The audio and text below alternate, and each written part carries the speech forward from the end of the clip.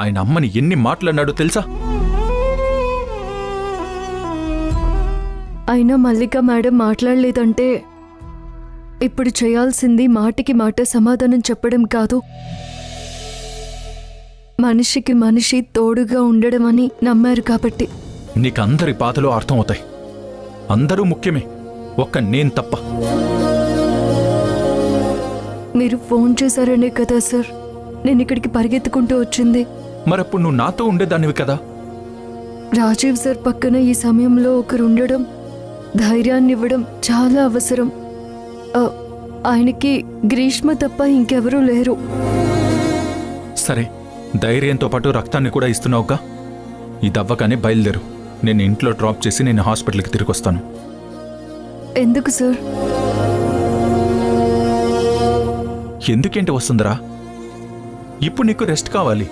Sir పర్లేదు sir, Greeshma మేడంకి స్పృహ వచ్చేంత వరకు నేను ఇక్కడే ఉంటాను.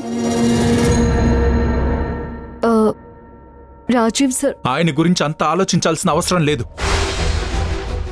బ్లడ్ ఇవ్వడం అయిపోయిన తర్వాత కాల్ చేయి, తీసుకుని వెళ్తాను. ప్లీజ్ సార్, అన్నీ తేలిగ్గా తీసుకోవద్దు, అర్థం చేసుకోండి. అది నేను చెప్తున్నాను. ఇక్కడ నువ్వు అన్ని మనసుకు తీసుకుని సేవలు చేయాల్సిన అవసరం లేదు. వెళ్దాం. సార్ ఇప్పుడు నేను రాలేను సార్.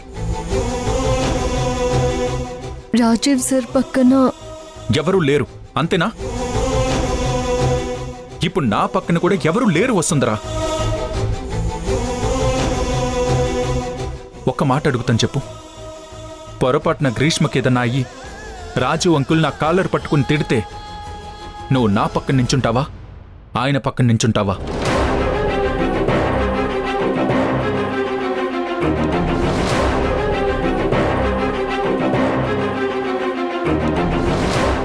నీ సమాధానం నాకు అర్థమైంది.